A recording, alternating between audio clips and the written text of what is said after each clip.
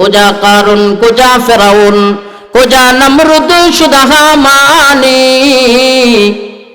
কুজা কারুন, কুজা ফেরাউন, কুজা নমরুদ শুধু হামানি। কুজা मूसा, কুজা ঈসা, কুজা তখতে সুলাইমানি।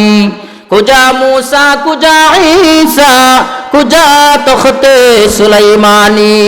এরে বাজান একটু লক্ষ্য করেন, এই পুরা পৃথিবী শাসন করার পরেও এই পৃথিবীতে থাকতে পারে নাই।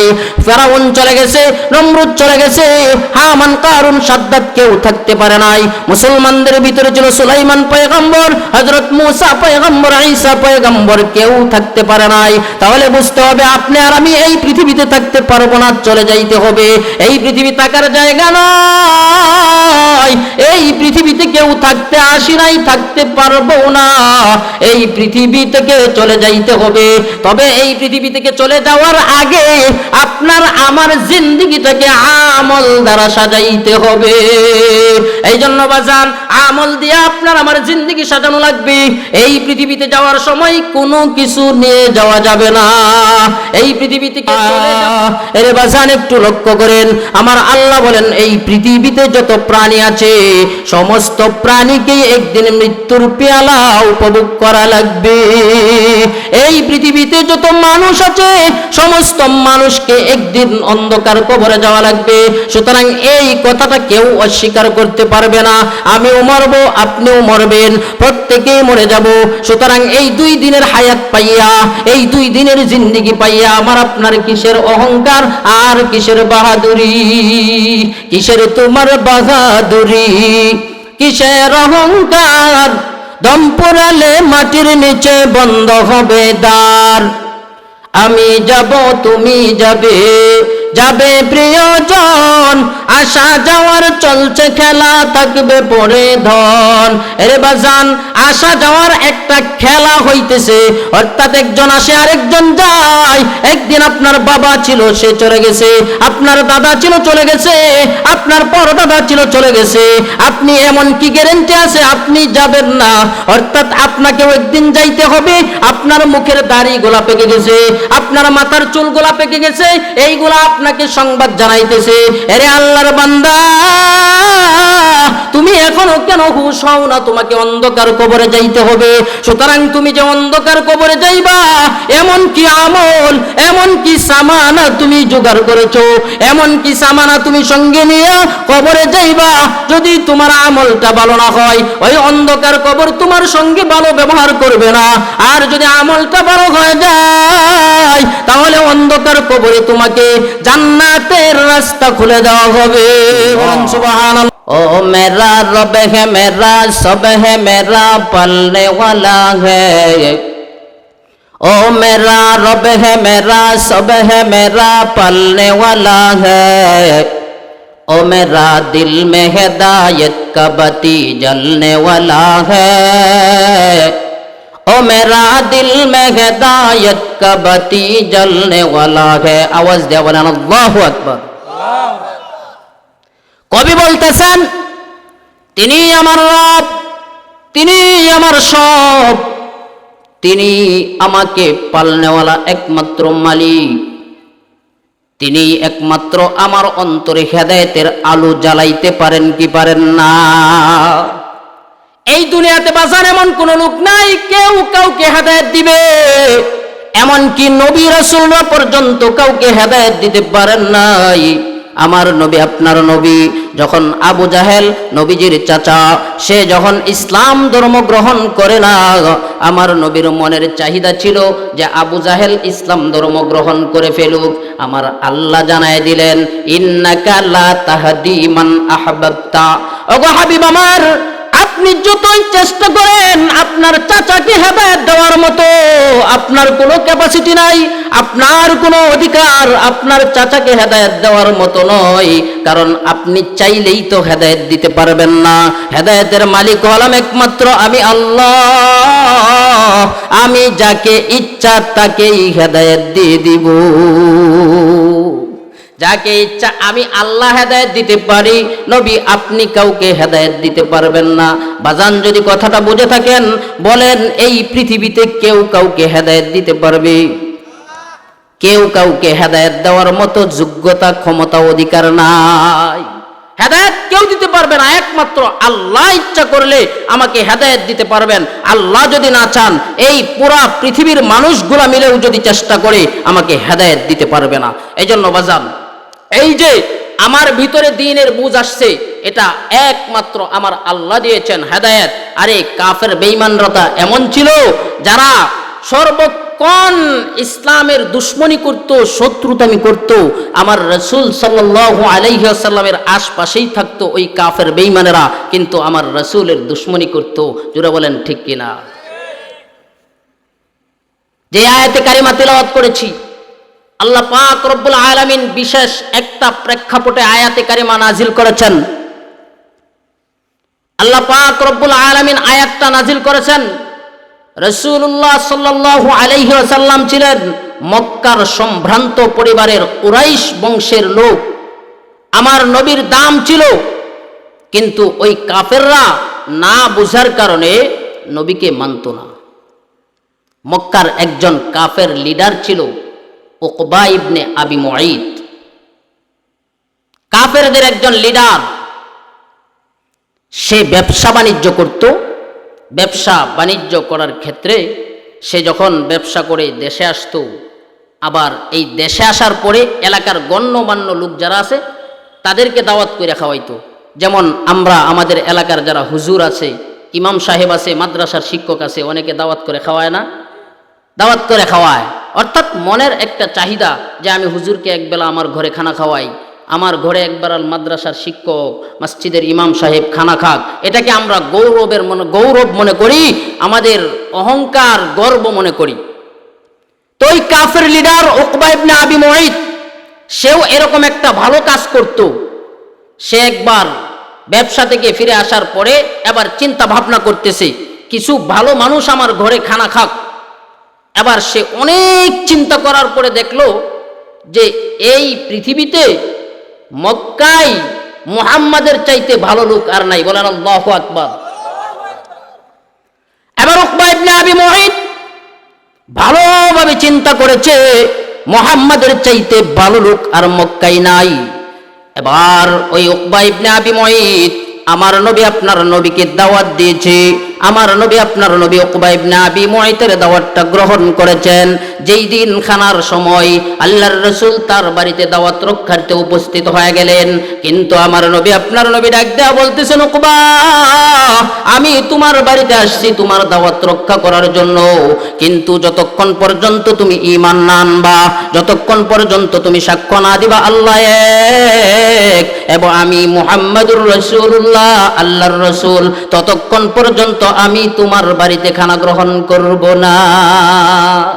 এবার আমার নবী আপনার নবী যখন উকবা ইবনে আবি মুঈতকে ডাক দেয়া বলছে, এবার উকবা ইবনে আবি মুঈত চিন্তা করতে লাগলো, আরে মুহাম্মদ কুরাইশ বংশের অন্যতম একজন লোক, সে যদি আমার বাড়িতে খানা গ্রহণ না করে চলে যায়, এবার আমার পুরো মক্কাতে বদনাম হয়ে যাবে। এবার উকবা ইবনে আবি মুঈত বিভিন্ন চিন্তা ভাবনা করার পরে, অনেক চিন্তা ভাবনা করার পরে এবার বলতেছে, মুহাম্মদ আমি তোমার ধর্ম গ্রহণ করে নিলাম। বলেন আল্লাহু আকবার। এবার উকবা ইবনে আবি মুঈত আমার নবীজির সঙ্গে সঙ্গে কালিমা পড়ে ফেলছে। এবার আমার নবীজি কথা অনুযায়ী তার বাড়িতে খানা গ্রহণ করেছেন, খানা খেয়েছেন।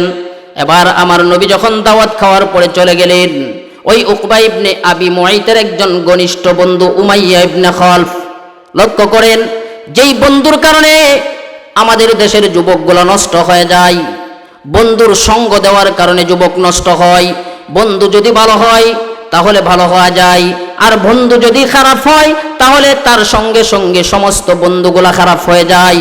এবার উকবা ইবনে আবি মুঈতের বন্ধু, তার সঙ্গটা কেমন একজন লোক, এক নম্বরের আল্লাহ এবং আল্লাহর রাসূলের দুশমন উমাইয়া ইবনে খালফ তার বন্ধু। এবার উমাইয়া ইবনে খালফের কানে যখন এই আওয়াজটা পৌঁছেছে, এরে তোমার বন্ধু উকবা ইবনে আবি মুঈত মুহাম্মাদের কালিমা গ্রহণ করে ফেলেছে। এবার উমাইয়া ইবনে খালফের অন্তরে সহ্য হয় নাই, এবার বলতেছে কি বলো? বলে হ্যাঁ, তোমার বন্ধু মুহাম্মাদের ধর্ম গ্রহণ করেছে। এবার উমাইয়া ইবনে খালফ দৌড়াইয়া গিয়েছে উকবা ইবনে আবি মুআইতের বাড়িতে। এবার যা ডাক দিয়ে বলে, বন্ধু কি সংবাদ শুনলাম, তুমি নাকি মুহাম্মাদের ধর্ম গ্রহণ করেছো? এবার উকবা ইবনে আবি মুআইত বলতেছে, বন্ধু এটা তো আমি বাস্তবে ইসলাম ধর্ম গ্রহণ করি নাই, মুহাম্মাদকে মনোরঞ্জন দেওয়ার জন্য ইসলাম ধর্ম গ্রহণ করেছি। বলেন নাউজুবিল্লাহ। এবার উকবা ইবনে আবি মুআইত বারবার বলতেছে, বন্ধুরে মুহাম্মদ কুরাইশ বংশের একজন লোক, যে নাকি আমি ইসলাম গ্রহণ না করলে আমার বাড়িতে খানা খাবে না, আমার বিশাল বড় একটা বদনাম হয়ে যাবে। এই বদনামের ভয়ে আমি মুহাম্মাদের সাথে সাথে মুখ দিয়া শুধু তার কালেমা পড়েছি, অন্তর দিয়া পড়ে নাই। কিন্তু উমাইয়া ইবনে খালফ কেমন বড় আল্লাহর রাসূলের দুশমন লক্ষ্য করেন। এবার ডাক দেয়া বলতেছে, বন্ধুরে তুই যেহেতু মুহাম্মাদের ধর্ম গ্রহণ করেছো, কিন্তু আমি তোমার মুখের কথা বিশ্বাস করি না, কাজে বিশ্বাসী। অর্থাৎ আমার কথা অনুযায়ী তুমি যদি কাজ করতে পারো তাহলে বিশ্বাস করব তুমি মুহাম্মাদের ধর্ম গ্রহণ করে নাই। এবার উকবা ইবনে আবি মুআইত ডাক দেয়া বলে, কি কাজ করতে হবে? বলে, তুমি এখন যাইবা আমার সঙ্গে যায়া মুহাম্মাদের সামনে মুহাম্মাদকে বলবা আমি তোমার ধর্ম গ্রহণ করি নাই, এমনকি সাথে সাথে মুহাম্মাদের সামনে থুতু নিক্ষেপ করবা। বলেন নাউজুবিল্লাহ। এবার উকবা ইবনে আবি মুআইত বন্ধুদের পাল্লায় পড়ে, অর্থাৎ বন্ধুত্ব সম্পর্ক ঠিক রাখতে হবে, এই জন্য রাজি হয়ে গেছে। এবার উকবা ইবনে আবি মুআইত উমাইয়া ইবনে খালফের সাথে চলতেছে, আরো কয়েকজন লোক সাথে। এবার আমার নবী আপনার নবী মনে বড় খুশি, অর্থাৎ উমাইয়া ইবনে খালফ উকবা ইবনে আবি মুআইত আমার ধর্ম গ্রহণ করেছে, এবং তার সাথী যারা সঙ্গে আসতেছে, অর্থাৎ হয়তোবা সে তার বন্ধুদেরকে নিয়ে ইসলাম ধর্ম গ্রহণ করার জন্য আসতেছে, এই জন্য আল্লাহর রাসূল খুশি। এবার যখন উকবা ইবনে আবি মুআইত আমার নবীজির সামনে আসছে, আয়েশা বলতেছে, মুহাম্মদ তোমার ধর্ম আমি গ্রহণ করি নাই, এমনকি থুতু নিক্ষেপ করে ফেলছে। আমার আপনার নবীর অন্তরে এত কষ্ট আসছে, আমার আপনার নবী উপরের দিকে তাকায় আল্লাহর কাছে বলতেছে, আল্লাহ আমি ইসলাম ধর্মের দাওয়াত দেই, অর্থাৎ দ্বীনের কাজ করি, এই জন্য আজকে কাফের বেঈমানেরা আমাকে লাঞ্ছিত করেছে, বঞ্চিত করেছে, অপমানিত করেছে। এবার আল্লাহর রাসূল যখন উপরের দিকে তাকায় আমার আল্লাহর কাছে আরজ করেছে, আমার আল্লাহর রহমতের দরিয়ায় জোশ উঠে গেছে। এবার আমার আল্লাহ জিব্রাইলকে ডাক দেয়া বলেন, ওগো জিব্রাইল যাও আমার বন্ধুর কাছে যাও, আমার বন্ধুকে বলো কোনো চিন্তার কারণ নাই, এই সমস্ত কাফের বেঈমানরা যে দৃষ্টতা দেখাইছে আমি আল্লাহ তাদেরকে কাল কিয়ামতের দিন লাঞ্ছনা কর শাস্তি দিব। আমার আল্লাহ আয়াত দিয়ে পাঠিয়ে দিয়ে দিলেন, ওয়া ইয়াউমা ইয়া'আদ্দুয যালিমু আলা ইয়াদাইহি ইয়াকুলু ইয়া লাইতানি ইত্তাখাযতু মা'আর রাসূলি সাবিলা। আমার আল্লাহ আয়াত দিয়ে পাঠিয়ে দিলেন, ওগো বন্ধু এই সমস্ত জালিমরা কাল কিয়ামতের কঠিন হাসরের ময়দানে তাদের হাত কামড়াইতে থাকবে, এমনকি তাদের হাত দংশন করতে থাকবে, আর বলতে থাকবে, হায় আফসোস আমি যদি দুনিয়াতে মুহাম্মদকে বন্ধু বানাইতাম, আমি যদি মুহাম্মদকে বন্ধু বানাইতাম, ইয়া ওয়াইলাতা লাইতানি লাম আত্তাখিয ফুলানান খলিলা। বলেন আল্লাহু আকবার।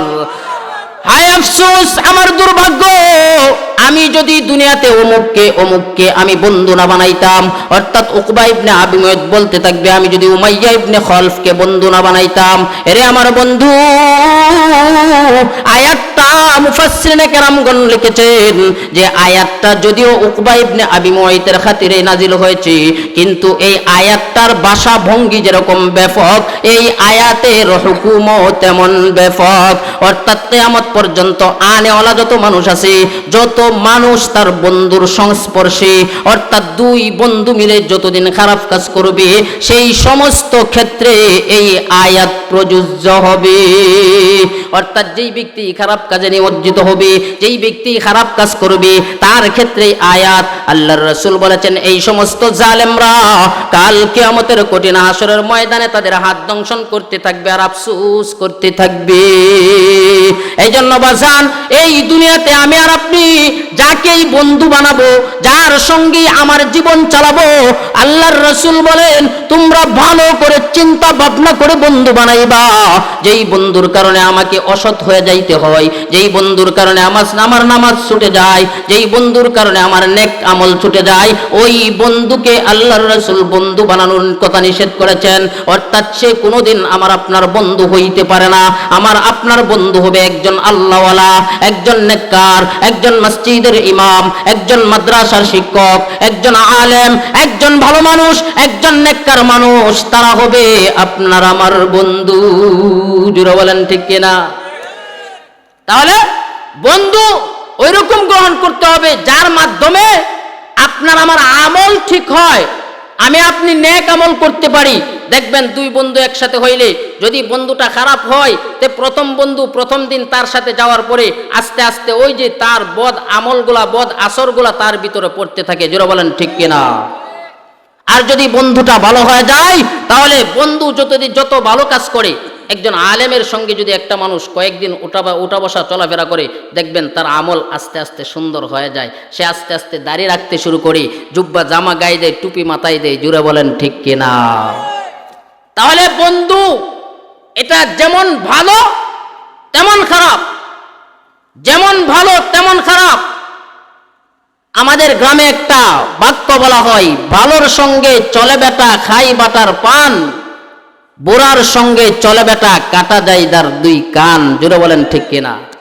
তাহলে ভালোর সঙ্গে যদি আপনি চলেন, আপনার সংস্পর্শটা ভালো হইলে আল্লাহর রাসূল বলেন তোমার হাসর নাসরও ভালো লোকদের সঙ্গে হবে। বলেন সুবহানাল্লাহ।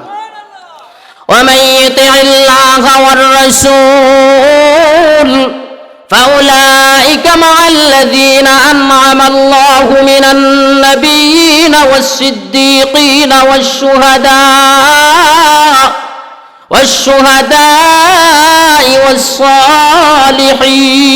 والصالحين। আল্লাহ পাক রব্বুল আলামিন বলেন, যেই ব্যক্তি আল্লাহ এবং আল্লাহর রাসূলের অনুসরণ করবে, যেই ব্যক্তি আল্লাহ এবং আল্লাহর হুকুম আহকাম মেনে চলবে, আল্লাহ এবং আল্লাহর রাসূলের বিধান মতো চলবে, তাদের হাসর নাসর হবে নবী, সিদ্দিক, শুহাদা এবং সালিহিনদের সঙ্গে। জোরে বলেন সুবহানাল্লাহ। এই জন্য বাজান, আপনার আমার সঙ্গটা যদি এরকম হয়, আল মারউ মা'a মান আহাব্বা, আল্লাহর রাসূল বলেন যেই ব্যক্তি এই পৃথিবীতে যার সঙ্গে তার ভালোবাসা থাকবে, হাসর নাসর হবে তার সঙ্গে। যেই ব্যক্তির মোহাব্বত ভালোবাসা উলামায়ে কেরামের সঙ্গে হবে, তার হাসর নাসর হবে উলামায়ে কেরামের সঙ্গে। যেই ব্যক্তির মোহাব্বত ভালোবাসা ওই খারাপ লোকদের সঙ্গে হবে, কাফের বেঈমানদের সঙ্গে হবে, ফাসিক ফুজ্জারদের সঙ্গে হবে, তার হাসর নাসর হবে ফেরাউন, আবু জাহেল, আবু লাহাব, শাইবা, উতবার সঙ্গে। এই জন্য বাজান, আপনার আমার সঙ্গটা যদি ভালো হয়, আপনার আমার সঙ্গটা যদি ভালো হয়, তাহলে আপনার আমার হাসর নাসর হবে নবী, সিদ্দিক এবং সালিহিনদের সঙ্গে। তাহলে সঙ্গের কারণে দেখেন, এই পৃথিবীতে সঙ্গের কারণে হাসরের ময়দানে তার সঙ্গেই তার থাকতে হবে। যদি ভালো লোকদের সঙ্গে সঙ্গ হয়, ভালো লোকদের সঙ্গে সঙ্গ হইলে সুন্নত অনুযায়ী আমল করা যায়। আর যেই ব্যক্তি সুন্নত অনুযায়ী আমল করবে, আল্লাহর রাসূল বলেন, قال رسول الله صلى الله عليه وسلم من أحب سنتي فقد أحبني ومن أحبني كان معي في الجنة। আল্লাহর নবী বলেন, যেই ব্যক্তি আমার সুন্নতকে ভালোবাসবে, আমার সুন্নতকে যেই ব্যক্তি ভালোবাসবে, সে যেন আমি নবীকেই ভালোবাসলো। আর যেই ব্যক্তি আমি নবীকে ভালোবাসবে, কাল কিয়ামতের দিন জান্নাতের ময়দানে সে আমার সঙ্গেই থাকবে। বলেন সুবহানাল্লাহ। এই জন্য বাজান, এই দুনিয়াতে আমরা চলাফেরা করি, এই দুনিয়াতে আমাদের বন্ধুর প্রয়োজন হয়। এই বন্ধুটা যদি আমার ভালো হয়, কাল কিয়ামতের দিন আপনি আমি নাজাত পাইতে পারবো। আর এই বন্ধুটাই যদি খারাপ হয়ে যায়, এই বন্ধুর কারণে আমাকে জাহান্নামী হয়ে যাইতে হবে। আর বন্ধুর কারণে যদি আমি জাহান্নামী হয়ে যাই, এই বন্ধুটা আমার জন্য কিয়ামতের ময়দানে কোনো কাজে আসবে না। কিয়ামতের ময়দানে এমন বন্ধু আমার কোনো কাজে আসবে না। আর বন্ধুটা যদি ভালো হয়, আমার জন্য কিয়ামতের ময়দানে কাজে আসবে।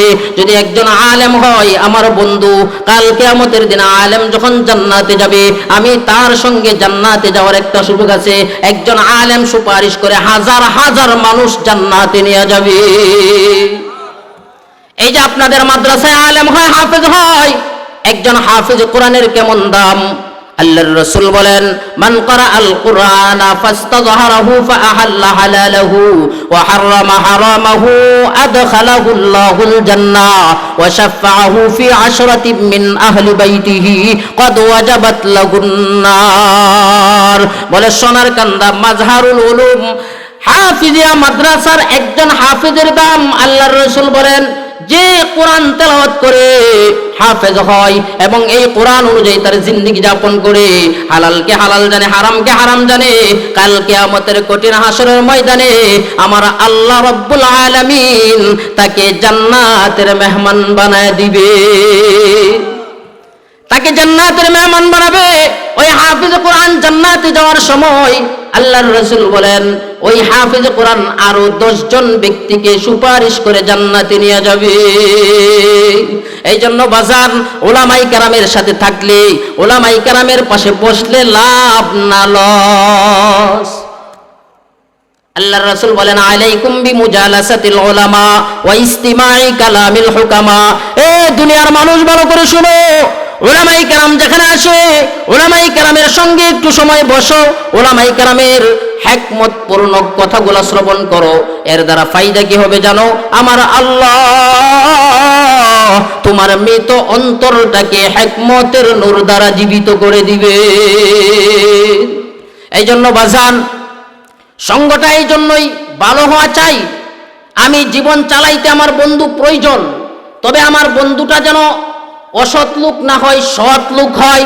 এই সৎ লোক হইলে আপনার আমার জিন্দেগি কামিয়াব, আর যদি অসৎ লোক হয়ে যায় তাহলে আপনার আমার জিন্দেগি হবে ব্যর্থ। এই জন্য বাজান, তো এই আপনাদের মাদ্রাসায় আজকে মাহফিল হইতেছে, এই মাদ্রাসায় যেই সমস্ত ছাত্ররা লেখাপড়া করে তাদের দাম, আল্লাহর রাসূল বলেন যে এরা যখন রাস্তা দিয়ে হাইটা যায়, দুনিয়ার কোনো এমপি মন্ত্রী গেলে, কোনো অনুষ্ঠানও গেলে লাল গালিচার সংবর্ধনা দেওয়া হয়। বলে এই মাদ্রাসার ছাত্রদের কোনো লাল গালিচার সংবর্ধনার প্রয়োজন নাই। এই মাদ্রাসার ছাত্ররা যেই রাস্তা দিয়ে হাঁটে, আমার আল্লাহর তৈরি ফেরেশতারা তাদের দামি দামি নূরের পাখাগুলা বিছায় দেয়। এই সমস্ত মানুষগুলোর দাম আছে না নাই? ওলামায়ে কেরামের দাম আছে না নাই? ওলামায়ে কেরামের দাম আছে। আমরাও ওলামায়ে কেরামকে মহাব্বত করি কি করি না, কিন্তু কিছু লোক এমন আছে যারা ওলামায়ে কেরামকে দেখতে পারে না, আছে না? কিছুদিন আগেই তো আমরা দেখছি যে ওলামায়ে কেরামকে জিন্দানখানায় রাখা হয়েছে, জেলখানায় রাখা হয়েছে, হয় কি হয় নাই? নির্দোষ ওলামায়ে কেরামকে জেলখানায় বন্দি করে রাখছে। আবার তাদেরকে অসৎ প্রমাণ করারও কিছু পাইতারা হয়েছে। ওলামায়ে কেরামের মান ইজ্জত সম্মান কমছে না বাড়ছে?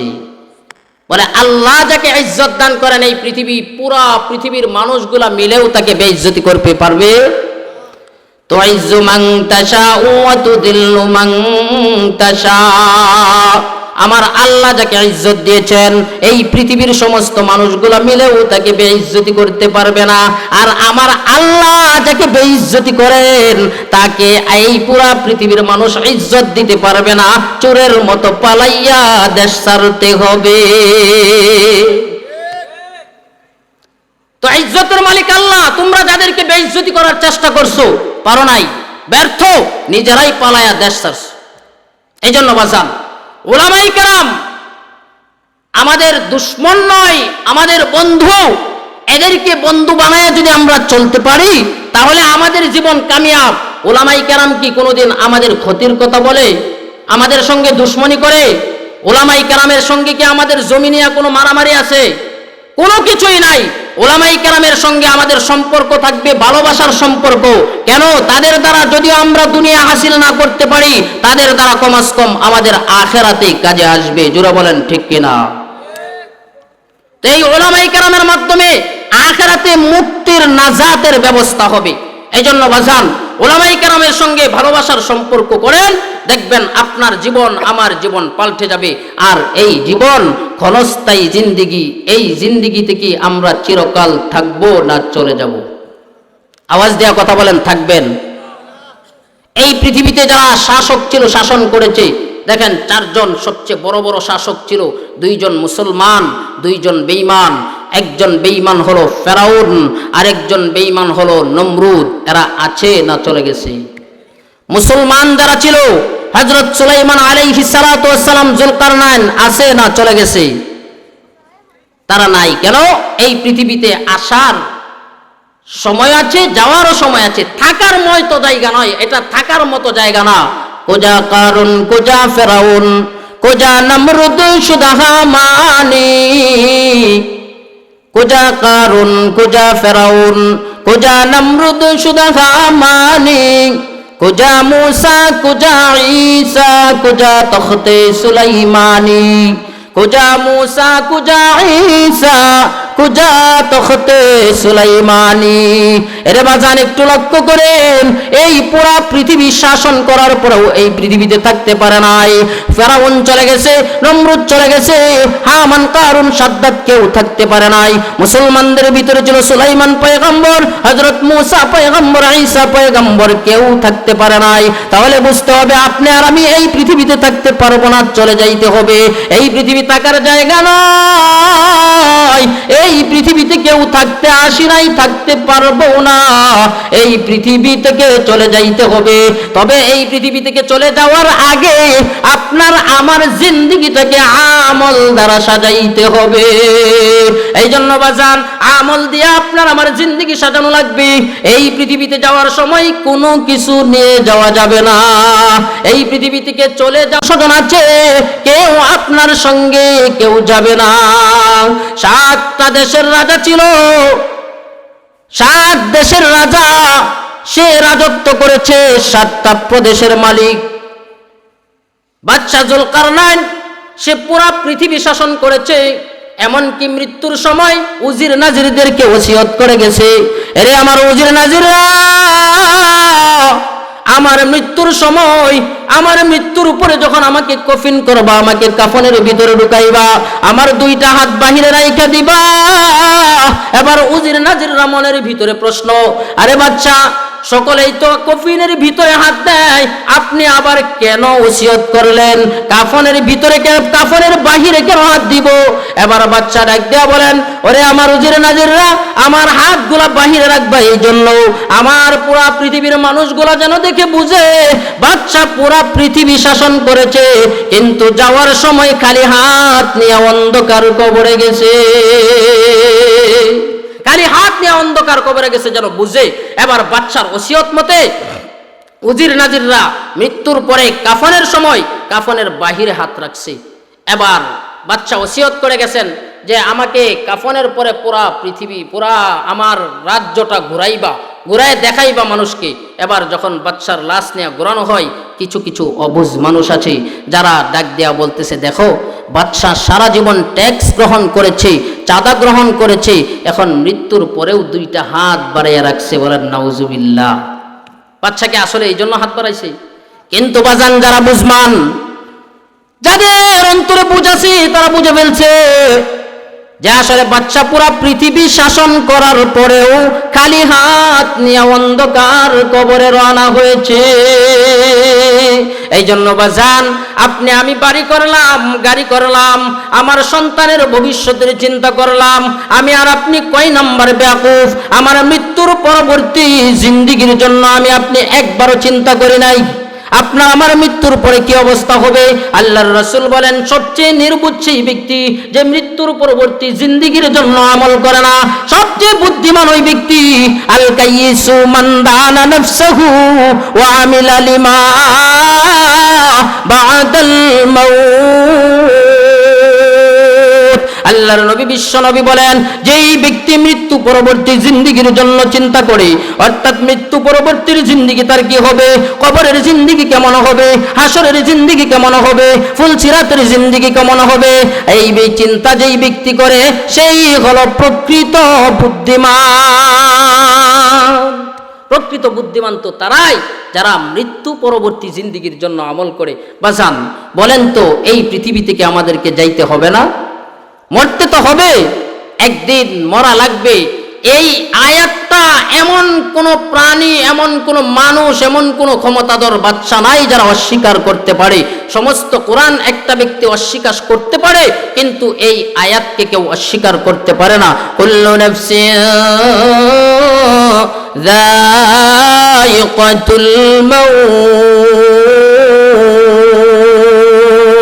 কুল্লু নাফসিন মাউতুকা শারিবু, কুল্লু নাফসিন মাউতুকা শারিবু, কুল্লু নাসিন কবরু বাইতিন দাখিলু, আলমে আও ওয়াল বরায়ে ইমতিহা, আলমে সানি জাযায়ে ইওয়া। এর বাজান একটু লক্ষ্য করেন, আমার আল্লাহ বলেন এই পৃথিবীতে যত প্রাণী আছে সমস্ত প্রাণীকে একদিন মৃত্যুর পেয়ালা উপভোগ করা লাগবে। এই পৃথিবীতে যত মানুষ আছে সমস্ত মানুষকে একদিন অন্ধকার কবরে যাওয়া লাগবে। সুতরাং এই কথাটা কেউ অস্বীকার করতে পারবে না। আমিও মরব, আপনিও মরবেন, প্রত্যেকেই মরে যাব।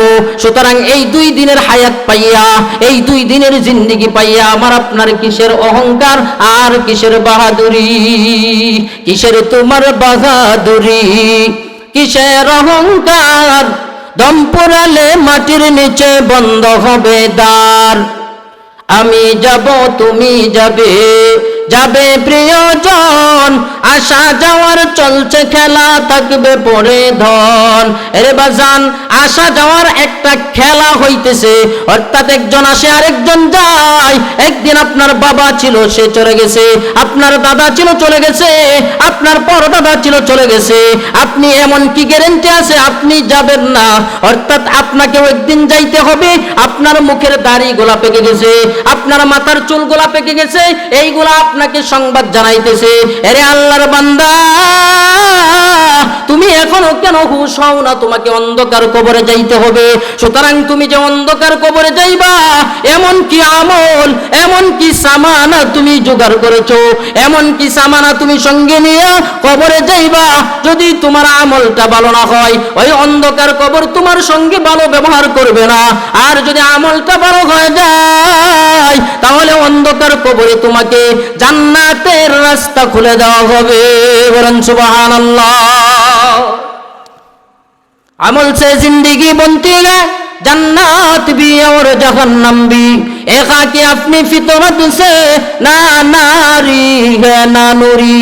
এরে বাজান, এই দুনিয়াতে থাকা অবস্থায় আমলটা যদি ভালো হয় আপনার জান্নাতের ফয়সালা হবে, আর আমলটা যদি খারাপ হয় তাহলে আপনার জাহান্নামের ফয়সালা হবে। এবার আপনি চিন্তা করেন, আপনার জান্নাত দরকার না জাহান্নাম দরকার? যদি আপনার জান্নাত দরকার হয় তাহলে আপনি নেক আমলের কাজে লাইগা যান, নেক আমলের কাজে আপনি লাইগা যান, নেক আমলের মাধ্যমে আপনার জিন্দেগিটা সাজান। যদি নেক আমলের মাধ্যমে আপনার জিন্দেগি সাজায় ফেলেন তাহলে অন্ধকার কবর আপনার সঙ্গে ভালো ব্যবহার করবে। আর যদি নেক আমল না করেন, ওই কবর দুনিয়াতে কোর্ট কাচারিতে গেলে কোন নেতার পরিচয় দিলে বাঁচা যায়, কোন বড় একজন ক্ষমতাধর ব্যক্তির পরিচয় দিলে বাঁচা যায়, কিন্তু অন্ধকার কবর এমন একটা ঘর, ওই অন্ধকার কবর প্রতিদিন মানুষকে ডেকে ডেকে বলে, আনা বাইতুদ্দুদ, আমি কবর হলাম পোকামাকড়ের ঘর, অন্ধকার ঘর। সুতরাং আমার ভিতরে আসলে ভালো করে চিন্তা ভাবনা কইরা আইসো। দেখেন রহমাতুল লিল আলামিন সরকারে দো আলম নবীজি আমার, ওনার মেয়ে হযরত ফাতেমাকে ডাক দেয়া বলতেছেন, আনকিজি নাফসাকি ইয়া ফাতিমা, ও ফাতেমা তুমি তোমার নিজেকে বাঁচাও, কারণ অন্ধকার কবর এমন এক ঘর, যেই ঘরে গেলে নবীর পরিচয় দিলে বাঁচা যাবে না। তোমার বাবা নবী ছিল, এই পরিচয় দিলে বাঁচবা না, কারো পরিচয় সেখানে চলবে না। সেখানে একমাত্র পরিচয় চলবে আমলের। সেখানে একমাত্র আমল যদি ভালো হয় তাহলে তোমার সঙ্গে কবর ভালো ব্যবহার করবে, আর যদি আমল ভালো না হয় তাহলে অন্ধকার কবর তোমার সঙ্গে খারাপ আচরণ করবে। জোরে বলেন ঠিক কিনা? কারো পরিচয় দিলে বাঁচা যাবে? কারো পরিচয় দিলে চলবে? সেই অন্ধকার কবরে কোনো ঘুষ চলবে? দুনিয়ার বিচার, দুনিয়ার আদালত আমরা দেখি যে ঘুষের মাধ্যমে বিচার পরিবর্তন হয়ে যায়, ক্ষমতার মাধ্যমে বিচার পরিবর্তন হয়ে যায়। আর এটা আমাদের দেশে সম্ভব, কিন্তু পরকাল জিন্দিগিতে কারো পরিচয় চলবে না।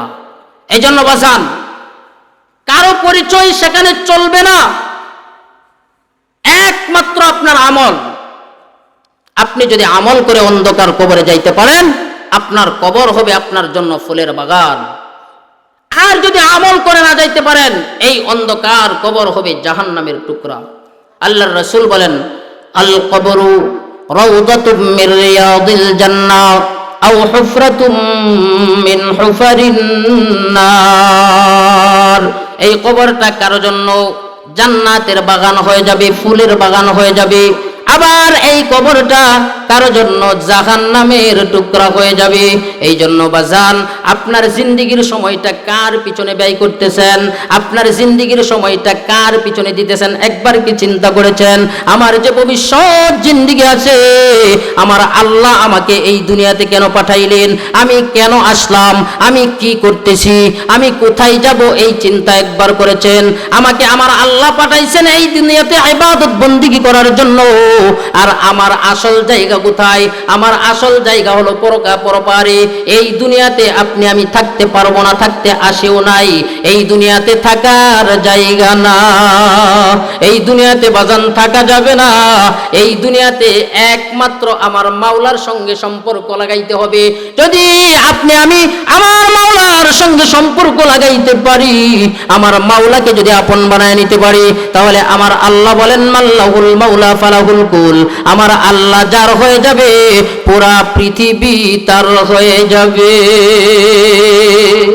আমার আল্লাহ যার, পুরা পৃথিবী তার। এই জন্য আমার মাওলার সঙ্গে সম্পর্ক লাগানো লাগবে। এই যে সৃষ্টি জীবের পিছনে আপনি পাগল হয়ে রইলেন, এই সৃষ্টি জীবনের পিছনে আমি পাগল হয়ে রইলাম, এই সৃষ্টি জীবগুলা কোনো কাজে আসবে না। হযরত হাফিজ রহমাতুল্লাহি আলাইহি অনেক বড় একজন বুজুর্গ, উনি ছিলেন রাজ দরবারের একজন কবি। ওনার কাজ ছিল কবিতা আবৃত্তি করা, রাজ দরবারের কবিতা আবৃত্তি করা। রাজ সিংহাসনে উনি কবিতা বলতেন, অধিবেশন শুরু হওয়ার পূর্বে উনি কবিতা বলতেন। ওই হাফিজ রহমাতুল্লাহি আলাইহি ওই রাজ দরবারে থাকতে থাকতে একদিন রাজার মেয়ের সঙ্গে তার সম্পর্ক হয়ে গেল, ভালোবাসার সম্পর্ক। এবার সে সেই মেয়ের সঙ্গে প্রতিদিন দেখা সাক্ষাৎ করে, অর্থাৎ মাওলার সৃষ্টি এত সুন্দর। এবার যতই হাফিজ দেখে ততই আকৃষ্ট হয়ে যায়। এবার হযরত হাফিজ রহমাতুল্লাহ আলাইহি প্রতিদিন যায় মেয়েটাকে দেখার জন্য। হঠাৎ করে একদিন ওই মেয়েটাকে দেখার জন্য গেছে, একদিন ব্যবধান, একদিন মাঝে দেখতে পারে নাই, পরের দিন ছটফট করতেছে মেয়েটাকে দেখার জন্য। এবার হাফিজ রহমাতুল্লাহ আলাইহি দৌড়ে গেছে ওই মেয়েটাকে দেখার জন্য। এবার মেয়েটাকে দেখা যায় না। এবার দারওয়ানকে ডাক দেয়া বলতেছে, ও দারওয়ান ভাই, প্রতিদিন যেই মেয়েটাকে আমি দেখতে আসি সে আজকে কোথায়? দারওয়ান ডাক দেয়া বলতেছে, বেয়াকুফ, তুমি কি জানো না রাজার মেয়ে কালকে রাত্রে ইন্তেকাল করেছে? এবার হাফিজ রহমাতুল্লাহ আলাইহি আশ্চর্য হয়ে গেলেন, ব্যাপার কি, ব্যাপার কি? আমি কার সঙ্গে ভালোবাসা তৈরি করলাম, আমি কার সঙ্গে প্রেম করলাম যে একটা রাত্রির ব্যবধানে আমাকে ফেলে রেখে চলে গেছে? অথচ আমি যদি এই সম্পর্কটা আমার মাওলার সঙ্গে করতাম, তাহলে আমার মাওলাকে পায়া গেলে আমি সব পায়া যাইতাম। বৈষ্ণু হাফেজ বতু গুয়াম কে গুলতা জানমি মানাদ। বৈষ্ণু হাফেজ বতু গুয়াম কে গুলতা জানমি মানাদ। अगर मानद शबे मानद शबे दीगर नमी मानद। हमेशा इज्जते मेहमा बायका खाना नमी मानद। अगर मानद शबे मानद शबे दीगर नमी मानद दीप्त कण्ठे हाफिज कहे ফুল তাজা কি রয় কখনো এক রাত্রি কি দুরাত্রি হে ভুল বুঝিস না তোর জীবন। এবার হাফিজ রহমাতুল্লাহ আলাইহি নিজেকে বর্ণনা দিতেছেন, রে হাফিজ তুমি কার প্রেমে পাগল হয়েছো যে নাকি তোমাকে রেখে চলে গিয়েছে?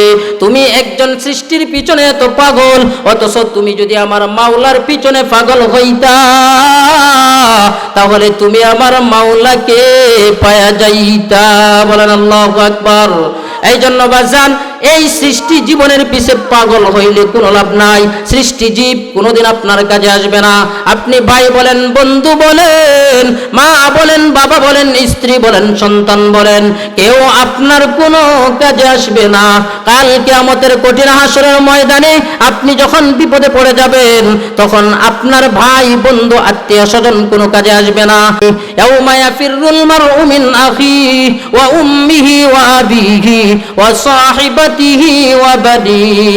এরে বন্ধু আমার, কাল কিয়ামতের কঠিন হাসরের ময়দানে বিপদে পড়ে গেলে ওই আমার আত্মীয় স্বজন আমার কোনো কাজে আসবে না, আমার সন্তান আদি আমার কোনো কাজে আসবে না, আমার মা বাবা আমাকে দেখে পলায়ন করবে, আমার ভাই বন্ধু সবাই আমাকে দেখে পলায়ন করবে। যেদিন আপনি একটা নেকির জন্য বিপদে পড়ে যাবেন, আল্লাহর কাছে বলবে বান্দা, আল্লাহ একটা নেকি তো আমার দুনিয়াতে মা বাবা ছিল, ভাই বোন আত্মীয় স্বজন বন্ধু বান্ধব ছিল, আমাকে একটু সুযোগ করে দেন, আমি তাদের কাছ থেকে একটা নেকি নিয়ে আসবো। বান্দা মনে মনে ভাববে হয়তো এটা আমার জন্য ব্যাপার না। দুনিয়াতে যারা আমার জন্য জীবন দিতে রাজি হয়ে যাইতো, দুনিয়াতে আমার মা কত আমাকে ভালোবাসছে, নিজের জীবন বাজি রাইখা আমার বাবা আমার পিছনে কত মেহনত করছে, হয়তো বা একটা নেকি নিয়ে আসতে পারবো। এবার বান্দা আল্লাহর কাছে সুযোগ চাবে, আমার আল্লাহ সুযোগ দিবেন, যাও। আমার আল্লাহ তো জানেন কেউ তাকে নেকি দিবে না, তারপরে আমার আল্লাহ সুযোগ দিবেন, যাও তুমি তোমার আত্মীয় স্বজনের কাছ থেকে নেকি নিয়ে আসো। পুরা হাসরের ময়দান ঘুরবে, মার কাছে যাবে, যা ডাক দিয়া বলবে, মা আপনি এত আদর করে আমাকে লালন পালন করেছেন, দেখেন একটা নেকির জন্য আমি জাহান্নামে চলে যাইতেছি, আমাকে একটা নেকি দেন যেন আমি জান্নাতে যাইতে পারি। মা বলবে, আরে বাজান দুনিয়াতে আমি তোমার মা ছিলাম, এই হাসরের ময়দানে আমি তোমার মা না। বলেন নাউজুবিল্লাহ। মা সেদিন অস্বীকার করবে, এর চাইতে আরো বড় কি আছে? যেই মা সন্তান একটু কষ্ট পাইলে মার অন্তরে সন্তানের চাইতে বেশি আঘাত লাগে, যেই সন্তান একটু কষ্ট করলে মা বেশি কষ্ট পায়, এমন মা সেদিন আপনাকে বলে যাবে। আমার আল্লাহ বলেন, বান্দা তোমাকে দেখলে তোমার মা পলায়ন করবে, বাবা পলায়ন করবে, তুমি বন্ধু বান্ধব ভাবতেছো, এই বন্ধু দুনিয়াতে বানাইছো, এই বন্ধু বান্ধবের কোনো পাত্তা থাকবে না, সেই বিপদে তোমার কোনো কাজে আসবে না। জোরে বলেন ঠিক কিনা? এই জন্য বাজান কবরে তো আমরা চলেই যাব, রওনা তো আমাদের রাস্তা, তো দিন যাইতেছে, আমরা মনে করি বড় হইতেছি, না আমরা দিন দিন ছোট হইতেছি, অর্থাৎ হায়াত কমে যাইতেছে। রাখা গো উমরে মিছিলে বরফে গম, রাখা গো উমরে মিছিলে বরফে গম, রফতা রফতা চুপকে চুপকে দম বদম, রফতা রফতা চুপকে চুপকে দম বদম। এরে বাজান প্রত্যেকটা মুহূর্তে প্রত্যেকটা ক্ষণে ক্ষণে আপনার আমার হায়াত কমতেছে। যেরকম একটা বরফের চাকা কয়েক মিনিট রাখলে বরফের চাকা আস্তে আস্তে গলে যায়, বরফের চাকা গলে না থাকে, বরফের চাকা গলে যায়। বলে বরফের চাকাটা যেইভাবে গলে যায় মানুষের হায়াতটাও সেইভাবে কমে যায়। অর্থাৎ একদিন দুই দিন, এক সপ্তাহ দুই সপ্তাহ, এক মাস দুই মাস, এক বছর দুই বছর করে আপনার জিন্দেগির হায়াত কমে যাইতেছে। হায়াত বাজান বাড়তেছে না, হায়াত আপনার আমার কমতেছে। সুতরাং এই কয়েক মিনিট দুনিয়ার হিসাবে যদি দুনিয়াতে আমরা যেই আয়ু পাই, হায়াত পাই, হাসরের হিসাবে 2 থেকে 2.5 মিনিট। হাসরের ময়দানের হিসাব হলো দুনিয়াতে আপনি 40 বছর হায়াত পাইলেন, তো পরকালীন হিসাবে 1 মিনিট। 80 বছর হায়াত পাইলে 2 মিনিট। এরে বাজান একটু হিসাবটা মিলান, এই 2 মিনিট হায়াত পাওয়ার পরে এই 2 মিনিট জিন্দিগিকে সাজানোর জন্য আপনার একটা বাড়ি লাগে, একটা গাড়ি লাগে, জায়গা লাগে, সম্পত্তি লাগে, লাগে কি লাগে না? অনেক কিছু লাগে। অথচ এটা হলো 2 মিনিটের হায়াত, মাত্র 2 মিনিট। চিন্তা করেন, আপনি কবরের জগতে থাকতে হবে 40,000 বছর। কত বছর? 40,000 বছর কবরে আপনাকে থাকতে হবে। হাসরের ময়দানে 50,000 বছর, ফুলচিরাতে 30,000 বছর। এখন আপনি নিজেই চিন্তা করে হিসাব মিলান, 2 মিনিট হায়াতের জন্য আমি এত কিছু করতেছি, আর আমার যে এত লম্বা জিন্দিগি, জান্নাতে জাহান্নামে যাওয়ার আগেই, জান্নাত জাহান্নামের ফয়সালার আগেই আমাকে এত লম্বা জিন্দিগি, সেই জিন্দিগিকে শান্তির জন্য কি করেছি? সেই জীবনটাতে আমি যে শান্তি করব, সেই জন্য আমি কি করলাম? চিন্তা করে দেখবেন, হিসাব মিলাবেন। 2 মিনিট শান্তির জন্য বাড়ি গাড়ি সব করে ফেলি, এমনকি নিজের জীবনটা বাজি রাখি, নিজের জীবনের কোনো পরোয়া করি না। অথচ আমাকে কবরের জিন্দিগিতে 40,000 বছর থাকতে হবে, হাসরের ময়দানে 50,000 বছর পার হয়ে যাবে, ফুলসিরাতের ফুলে আমাকে 30,000 বছর থাকতে হবে। বাজান, ওই জিন্দিগির জন্য আমি কি করলাম? এই অন্ধকার কবরে আমি কি নিয়ে যাব? ওই হাসরের ময়দানে আমি কি নিয়ে উঠব? হাসরের ময়দানটা এত ভয়ঙ্কর ময়দান, এত ভয়ঙ্কর ময়দান, যে হাসরের ময়দানটা শুধু হাহাকার আর হাহাকার, চতুর্দিকে হাহাকার। আকাশ থেকে সূর্য আধা হাত উপর থেকে মাথায় তাপ দিতে থাকবে। আরে বাজান, জাহান্নাম পিছন দিক থেকে লাপায়া লাপায়া আসতে থাকবে আর বলতে থাকবে, হাল মিম মাজিদ, আল্লাহ গুনাহগারেরা কই, আমাকে দাও, আমি খেয়ে ফেলবো। এই অবস্থা হাসরের ময়দানে হবে। হাসরের ময়দানটা তামার মতো হয়ে যাবে। সমস্ত নবীরা নাফসি নাফসি বলে চিৎকার করতে থাকবে। এমনকি সমস্ত নবীরা নাফসি নাফসি বলবে, কোন নবীরা পর্যন্ত উম্মতের চিন্তা করবে না। এমনই মুহূর্তে আপনারা আমার হাবিব উম্মতি উম্মতি বলে চিৎকার করতে থাকবেন। আরে বাজান, এত কঠিন হাসরের ময়দান, যে হাসরের ময়দানে আপনাকে আমাকে এক মুহূর্ত থাকা কঠিন হয়ে যাবে। এই জন্য আমি কি করলাম? এই জন্য বাজান বলবো, আল্লাহর রাসূল বলেছেন, যেই ব্যক্তি নেক আমল করবে, যেই ব্যক্তি নেক আমল করবে, যাদের সম্পর্ক মসজিদের সঙ্গে থাকবে, যারা বেশি বেশি জিকির আজকার করবে, আমার আল্লাহ বলেন ওই সমস্ত লোকদেরকে আমি আরশের নিচে ছায়ার ব্যবস্থা করে দিব। নেক আমল যদি সাথে থাকে, এই সাথীটাই আপনার কাজে আসবে। একটা মানুষ মারা যাওয়ার পরে তার সমস্ত আমল বন্ধ, কাজ কাম সব বন্ধ, ইল্লা মিন সাদকাতিন জারিয়াতিন, সাদকায়ে জারিয়া, আও ওয়ালাদিন সালিহিন, নেককার সন্তান, আও ইলমিন ইনতাফাউ বিহ, এমন ইলম যেই ইলম মানুষের উপকারে আসে। এই 3টা জিনিস সাদকায়ে জারিয়া হিসেবে কাজে লাগে। এই যে আপনাদের মাদ্রাসা, যারা মাদ্রাসা করছে আজীবন, অর্থাৎ যতদিন পর্যন্ত মাদ্রাসায় ছেলেরা কোরআন শরীফ পড়বে, ততদিন পর্যন্ত যারা প্রতিষ্ঠা করেছে, যারা সহযোগিতা করেছে, প্রত্যেকের কবরে সওয়াব পৌঁছতে থাকবে। সুবহানাল্লাহ। এখান থেকে ছাত্ররা পড়াশোনা করে বাহিরে যায়া লেখাপড়া করাবে, অন্য ছাত্রদেরকে ইলম শিক্ষা দিবে, বলে এই সমস্ত কিছুর অবদান, সমস্ত কিছুর সওয়াব আপনার আমল নামায় পৌঁছতে থাকবে। বলেন সুবহানাল্লাহ। এই জন্য বাজান, এই জিন্দেগিতে থাকতেই আপনাকে চিন্তা করতে হবে, আপনি কি ডিসিশন নিয়েছেন, কি চিন্তা করেছেন, আপনার কি জান্নাতে যাইতে হবে না জাহান্নামে যাইতে হবে। আপনাকে যদি জান্নাতে যাওয়া লাগে, তাহলে আপনাকে নেক আমল করতে হবে। আর যদি আপনি জান্নাতে যান, তাহলে তো কোনো কথাই নাই।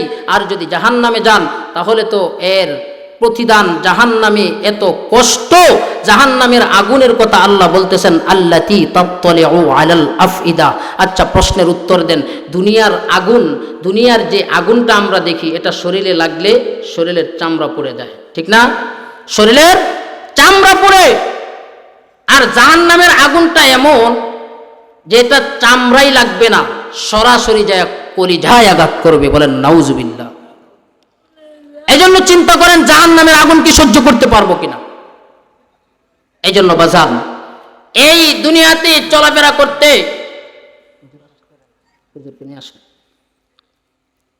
এই জন্য আমার সাথীটা ভালো হওয়ার দরকার। যদি সাথীটা ভালো হয় তাহলে আপনার আমার সঙ্গটা ভালো হইলে পরকালে ভালো কিছু পাওয়ার আশা করা যায়। আর সাথী যদি ভালো না হয় পরকালে কোনো কিছু পাওয়ার আশা করা যায় না।